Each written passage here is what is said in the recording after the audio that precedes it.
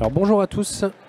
On va parler dans les 20 minutes qui viennent de la gestion des processus métiers. Donc comment passer de la gestion des processus métiers à une expérience vraiment collaborative dans le cloud avec la 3D Experience. Donc je vais vous parler un peu plus précisément d'Iterop. Donc pour ceux qui étaient là ce matin, vous raconter un peu ce qu'on fait. Et puis comment est-ce que Iterop s'intègre dans la plateforme d'Asso Systèmes, donc dans la 3D Experience. Donc moi, comme vous pouvez le voir, je suis Aurélien Codet-de-Boisse, donc fondateur d'Iterop et désormais directeur d'Iterop. Pour commencer, Iterop, qu'est-ce que c'est? Iterop, en fait, on permet aux entreprises tout simplement de passer du chaos à la sérénité. Voilà, c'est tout simple. Vous connaissez tous dans les entreprises ce principe de dire j'ai des process, je ne sais pas ce que je fais, je ne sais pas où je vais, je ne sais pas à quoi sert le process. Quelles informations vont à quelle personne. Donc on connaît tous le principe de perdre un peu les données, de ne pas avoir de traçabilité sur les process, de ne pas avoir de traçabilité sur les processus, de ne pas savoir quelles ont été les durées de réalisation, etc. C'est ce qu'on a essayé un peu de représenter ici. Chacun fait bien son travail dans son métier, je veux dire ça, on ne le remet pas en question. Par contre, la plupart du temps, on ne sait pas où est-ce qu'on se positionne dans ce métier. Et du coup, nous, ce qu'on va faire, en fait, c'est que quand on intervient chez nos clients, on représente un peu quels sont les différents flux d'informations, quels sont les différents flux de personnes, quels sont les différents workflows dans l'entreprise, tout simplement. Et on va permettre en fait de les représenter. Donc dans un premier temps, la première chose que l'on apporte, c'est de savoir représenter et designer son process. Et puis aussi, on va permettre de les suivre, de les exécuter. Et dans l'exécution, on le sait tous, on a deux choses qu'on fait quand on est dans une entreprise. On a l'exécution humaine, c'est-à-dire je remplis un formulaire. Dans Iterop, avant c'était j'envoie un mail, maintenant c'est je remplis un formulaire, je renseigne un certain nombre d'informations. Et puis il y a aussi tout ce qui est automatisé, ça va être je déclenche le lancement d'une fabrication sur une machine ou j'appelle un service tiers qui va me faire un calcul de risque sur un client ou je ne sais quoi. Et en fait nous ce qu'on apporte, c'est qu'on apporte cette souplesse et cette interopérabilité entre l'humain et l'automatique. Et donc on va en fait designer un peu, dire bon, ok, qu'est-ce qui se passe, quelles sont les différentes étapes dans le processus. Je vous donnais tout à l'heure l'exemple de notre client dans l'agroalimentaire. On pourra y revenir, j'ai gardé pas mal de temps pour la partie questions-réponses parce que pour moi c'est ce qui est le plus intéressant. On pourra revenir sur d'autres exemples, mais notamment l'un des exemples qu'on a, c'est ce qu'on appelle le KYC, donc le Know Your Customer dans le bancaire. On a fait des processus de connaissance client dans le bancaire et quand, en fonction de la région dans laquelle vous habitez, et si vous avez la chance d'habiter dans le centre France, vous avez en fait un processus de Know Your Customer qui est déclenché. Si vous ouvrez un compte dans une banque qui est située là-bas, ils vont en fait avoir ce principe de suivi. Quand on vous demande régulièrement de renvoyer votre carte d'identité parce qu'elle n'est pas à jour, votre attestation de domicile, etc., ça passe par Iterop qui va automatiser un certain nombre d'actions derrière, les envoyer aux différents acteurs qui vont vérifier les informations et tout ça. Donc on est vraiment sur tous les types de métiers. À partir du moment où il y a plusieurs acteurs, à partir du moment où il y a un enchaînement d'étapes, ce qui est quand même souvent le cas dans le monde professionnel, alors Iterop a un vrai intérêt. Donc, alors, je vais y aller doucement. Voilà. Donc, Iterop, qui on est très rapidement, puis après on va regarder quelques vidéos qui vont vous montrer un peu ce qu'on fait. On est 50 collaborateurs donc chez Iterop. Donc là, je vous parle d'Iterop, l'entité Iterop, bien entendu. On est chez Dassault Systèmes, donc on est 25 000 collaborateurs. On a un peu plus de 80 000 utilisateurs dans le monde entier, bien entendu. C'est entièrement développé et hébergé en France sur la plateforme 3ds Outscale. Donc on héberge nos données, bien entendu, chez Outscale. Et les statistiques que l'on a actuellement aujourd'hui, c'est qu'on opère, on exécute à peu près 20 000 processus par jour. Il y a 20 000 processus par jour qui sont lancés. Un processus, ça dure forcément plus d'une journée. Vous connaissez un processus d'embauche, un processus de gestion de litige client, ça peut durer des mois et des mois, mais on lance, on initie 20 000 processus par jour à peu près en ce moment. Et donc on suit tout ça en fait sur notre outil. Donc vous pourrez le voir plus tard.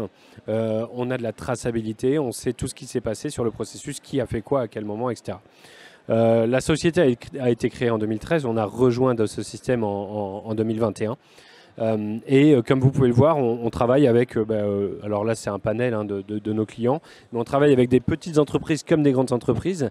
Ce qui est intéressant aussi, c'est qu'on travaille dans le privé, mais on travaille aussi avec le public. Je ne sais pas s'ils apparaissent ici, mais si on a Toulouse Métropole par exemple, qui gère l'intégralité de ses achats publics dans notre outil. La CG2LS, qui est la caisse de garantie des logements locatifs sociaux, qui gère énormément d'attributions grâce à Iterop. Mais on travaille aussi avec du pur privé, hein, typiquement Auchan, Airbus, Safran. Donc, dans tous les domaines, l'agroalimentaire, l'aéronautique. Nous, en fait, du moment qu'on peut être utile, on est là. Donc, je vais vous montrer maintenant une rapide... J'ai perdu ma souris. Hop, non, oui. Une rapide vidéo. Donc, c'est une vidéo illustrative hein, de ce qui peut se passer avec Iterop. Imaginons quelqu'un qui veuille initier un processus. Il va se retrouver avec un formulaire. Là, c'est un processus de validation de documents. Donc, il va pouvoir, en fait, par exemple, envoyer un document Word dans son application. Automatiquement, ça va être routé vers son manager qui va pouvoir télécharger le document, donner son avis, donner une validation. Et tout ça, en fait, c'est tracé, c'est suivi. Donc, on évite le forward de mail, les réponses et tout ça. Parce que directement dans l'outil, en fait, ça va permettre d'avoir cette logique de processus. Alors, donc, comme vous pouvez le voir, on a des formulaires. Chacun peut designer les formulaires qu'il veut. Quand vous utilisez Iterop, quand vous allez sur ce qu'on appelle Iterop Design, vous choisissez quelles sont les informations qui sont affichées à l'utilisateur, mais aussi quelles sont les les questions qu'on va poser à l'utilisateur.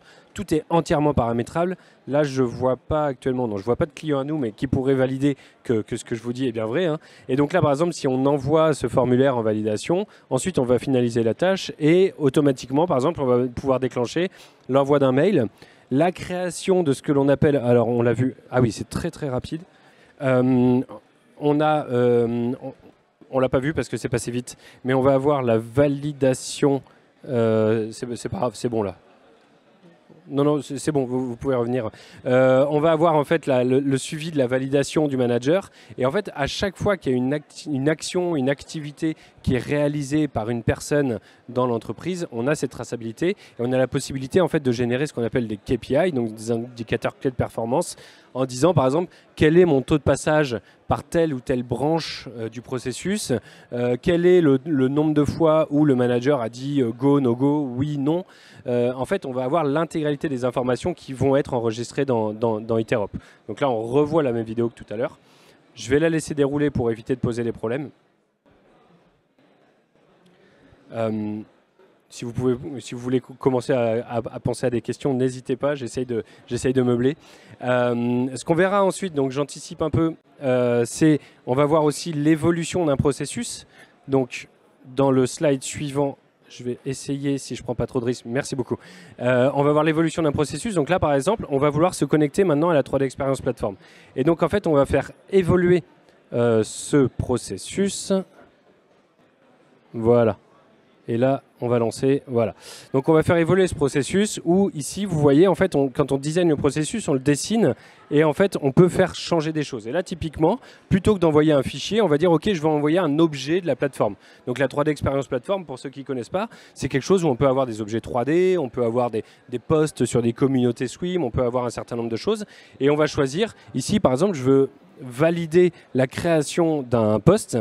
Et automatiquement, en fait, on va pouvoir aller sélectionner quel est le poste qui va devoir être validé. Et donc, on va se connecter à toutes les applications qui sont disponibles sur la 3D Experience Platform pour pouvoir les faire valider. Donc, en fait, on reprend le même process, mais on l'intègre à la plateforme. Et ça va permettre, en fait, d'avoir accès à l'intégralité des objets qui sont traités sur la plateforme. Et là, comme vous pouvez le voir, on a, par exemple, une demande de voyage. Voilà, une validation de demande de voyage. J'ai fait ma demande sur la plateforme, sur la communauté, et je vais demander à la valider dans Iterop. Et dans Iterop, je vais avoir exactement le même processus que tout à l'heure, sauf qu'au lieu d'avoir un simple document Word, ici, je valide un post sur une communauté qui va automatiquement être soit publié sur une autre communauté, soit noté comme étant validé, et tout ça, en fait, va se faire automatiquement grâce à Iterop, en fait. Donc, Iterop permet de faire transiter des objets. Alors là, je vous parle de la 3D Experience Platform, mais on est aussi connecté, on peut tout à fait se connecter à SAP. Hein. Chez la plupart de nos clients, on va récupérer des objets dans SAP pour les faire valider et potentiellement les envoyer dans une gestion électronique de documents, etc. Donc en fait, on manipule la donnée, qu'elle soit automatique ou qu'elle soit humaine. Et je vais finir par... Je suis désolé, c'est un peu confus. Voilà. Et donc, je vais finir par vous montrer ce qu'on peut faire, par exemple, sur des KYC. Donc là, en fait, si on est sur... donc le KYC, c'est le Know Your Customer. Ici, on va avoir sur la plateforme une description de ce que c'est que le Know Your Customer. Et cette description va nous permettre en fait, de savoir comment fonctionne le process. Et quand vous entrez dans une banque, les banques ont besoin de savoir si vous êtes quelqu'un de fiable. Et donc, ils vont devoir en fait, faire une sorte d'enquête, de compliance, savoir en fait, quel est votre niveau de fiabilité en fonction d'un certain nombre d'informations. Ça, c'est le funnel d'entrée d'un client dans cette banque. Ici, en fait, on peut avoir ces informations. Et si on met Iterop derrière ça, on va permettre en fait, de processer cette vérification de compliance. Et là, en fait, ce que l'on peut voir, c'est le process de vérification de la compliance, avec dans un premier temps le client qui va renseigner toutes ces informations. Je pense que ça vous arrive assez fréquemment, votre banque qui vous envoie un mail ou un texto en disant « Veuillez renseigner ces informations ». Vous allez renseigner les informations qui vont être envoyées automatiquement au compliance manager de la banque, et qui va en fait ensuite pouvoir router en disant ok, je vérifie qu'il a tout envoyé, les pièces d'identité, etc. Si c'est conforme, je fais avancer. Si c'est pas conforme, je vais pouvoir revenir en arrière. Donc une fois de plus, ça c'est un exemple parmi tant d'autres sur des process qui peuvent être designés. Et chacun en fait va pouvoir apporter un certain nombre d'informations à votre profil. En éditant les niveaux de risque, par exemple, en disant « Ok, c'est quelqu'un de plutôt risqué, de plutôt pas risqué ». Et à la fin, Iterop va automatiquement venir se connecter à des outils, Philippe en parlait ce matin, des outils d'intelligence artificielle qui vont pouvoir, en fonction de ce qui a été renseigné, dire est-ce que c'est une personne à risque, est-ce que c'est un client qu'on peut accepter, est-ce que c'est un client où il faut faire un peu plus de validation. Et à la fin, ça permet de finaliser la création du compte et donc de permettre au client d'être validé. Là, je vous raconte de belles histoires et c'est des vidéos. Il faut savoir que ça, c'est un process qu'on a mis en œuvre chez l'un de nos clients qui est passé de 3 semaines d'ouverture d'un compte client à 2 jours. Tout simplement parce que les gens ne travaillent pas plus vite. On ne les force pas à travailler plus vite, mais juste en fait, on leur permet d'avoir l'information qui transite le plus vite possible et il n'y a pas de perte en fait d'information. À chaque fois que quelqu'un a fini sa tâche, celui qui arrive après a sa tâche à faire. Okay, c'est vraiment tout l'intérêt d'Iterop en fait, c'est d'assouplir les relations. On a, je vous parlais tout à l'heure de Toulouse Métropole. Chez Toulouse Métropole, ils ont vraiment cette politique zéro mail interne, c'est-à-dire que maintenant, les collaborateurs de Toulouse Métropole, plutôt que de lancer Outlook le matin en arrivant au travail, en fait, ils lancent Iterop. Et leur but, c'est de pouvoir tout faire sur Iterop. Vous me direz, ça sert à quoi de remplacer une boîte par une boîte? En fait, l'avantage par rapport à Outlook, c'est que sur Outlook, on a tout. On a du spam, on a des mails, des copains, les gens qui annoncent une naissance ou l'apéro du jeudi. En fait, sur Iterop, tout ça est trié. C'est-à-dire qu'on dit, OK, moi, je m'occupe aujourd'hui de l'analyse d'un client. Pouf, je clique sur le process analyse client et je ne vais faire que de l'analyse client. En fait, c'est une sorte de to-do list intelligente, ce qui est un peu le plus pratique qu'une boîte mail simple où il faut soi-même faire le tri. J'en ai fini, je ne vais pas rester beaucoup plus longtemps sur les vidéos parce que je préfère quand il y a un petit peu d'échange. Je ne sais pas si je vais arriver à passer à la slide après. Voilà. Donc merci pour votre attention. Je me doute que c'est relativement flou ce que je vous ai raconté parce que tant qu'on ne l'a pas vu en fonctionnement, on a du mal à voir comment ça fonctionne, Iterop. C'est pour ça qu'on a un stand juste derrière où je vous invite à venir nous voir. On vous fera des démos, on vous présentera tout ce que vous voulez voir parce que là, j'ai vraiment pas eu le temps de vous présenter beaucoup de choses. N'hésitez pas, mais il nous reste encore 3 minutes 28. Donc si vous avez des questions ou quoi que ce soit, je suis à votre entière disposition. Il marche? Oui, il marche. Au niveau de la formation des employés sur comment est-ce qu'on dessine un BPMN, enfin un business process, est-ce qu'il y a de la vérification derrière de votre côté ou en fait vous avez le côté aussi éditable où on dépose par exemple un fichier .bpmn dans votre truc et il accepte et après derrière il fait tout ce qu'il y a autour en termes de tasks et de concret quoi. Est-ce que vous faites la vérification en fait de ce que les gens dessinent? Est-ce qu'on vous vérifiez si c'est correct ou pas par exemple? Alors non, on n'a pas ce principe de dire est-ce que le BPMN est valide ou pas. Alors on a un mode test qui permet de le lancer, mais ça veut dire qu'il faut suivre le process pour voir si ça fonctionne. Mais on n'a pas de système de vérification. On y travaille, c'est quelque chose d'un peu compliqué. Par contre, il est tout à fait possible d'intégrer, on peut faire un import d'un fichier BPMN, parce qu'en effet, c'est du BPMN. On peut importer un fichier BPMN qu'on a fait dans un outil... dans des outils concurrents qui, eux, valident le modèle. C'est pas bien, mais c'est pas bête. Et donc, on peut l'importer. Et alors, le BPMN, ça n'est que le dessin. Après, toute la configuration se fait, elle, dans Interop. Dire qui fait quoi, quelles sont les données qu'on lui demande, etc. Ça, c'est dans Interop. Mais on peut importer un fichier BPMN qui va venir d'un Visio ou de n'importe quel outil qui permet de faire du BPMN. Et donc ça, vous essayez de l'intégrer pour plus tard, c'est ça? Oui, on essaye d'intégrer le principe de validation de modèle. Ok. C'est cool. C'est pas une mince affaire. J'ai une petite question concernant l'optimisation du business process. Ouais. Lorsqu'on a un business process où il y a plusieurs étapes, et pour chaque étape, il y a par exemple plusieurs employés qui peuvent faire cette tâche. Est-ce que Etirop peut choisir quelle est par exemple la personne qui va faire cette tâche parmi plusieurs et au niveau de tout le process, comment choisir le meilleur chemin pour que le process soit optimisé et fini le plus vite possible? Alors c'est une excellente question. Actuellement, en fait, quand on affecte une tâche à un groupe de personnes, toutes les personnes peuvent la faire. Le premier qui veut la faire la prend, c'est comme une bannette commune, et la réserve, donc les autres ne peuvent pas réaliser la tâche à sa place. Par contre, on n'a pas de système qui permette de déduire automatiquement qui est la personne la moins occupée. Par contre, petite anecdote, on fait ça chez Airbus, où en fait, avant d'affecter la tâche, ils se connectent à leur outil en fait de gestion du time management et donc en fait ils vont attribuer la tâche aux personnes. C'est l'outil. On lui dit tiens j'ai une tâche qui prend tant de temps et lui il répond bah, tiens c'est lui qui va la faire. Et donc nous on récupère l'information de qui peut la faire et on l'affecte à la personne suivante. Il y a quand même des dangers derrière ça parce que si la tâche n'est pas faite immédiatement par exemple 2 semaines plus tard la personne qui devait faire la tâche a peut-être plus la même disponibilité. Donc on a des systèmes où on reboucle régulièrement pour vérifier que la personne est toujours dispo. Mais oui, on le fait, mais ce n'est pas Etirop qui le fait. Et sur l'optimisation, on n'a pas non plus de chemin idéal, on va dire. Par contre, on a des analytics qui permettent en fait de déduire quel est le temps moyen passé par branche, par tâche, etc. Et qui permettent de retravailler le processus par la suite, donc a posteriori, en disant ok, je me rends compte que j'ai un goulot d'étranglement à tel endroit, là je vais pouvoir paralléliser des tâches, là je vais pouvoir faire ça.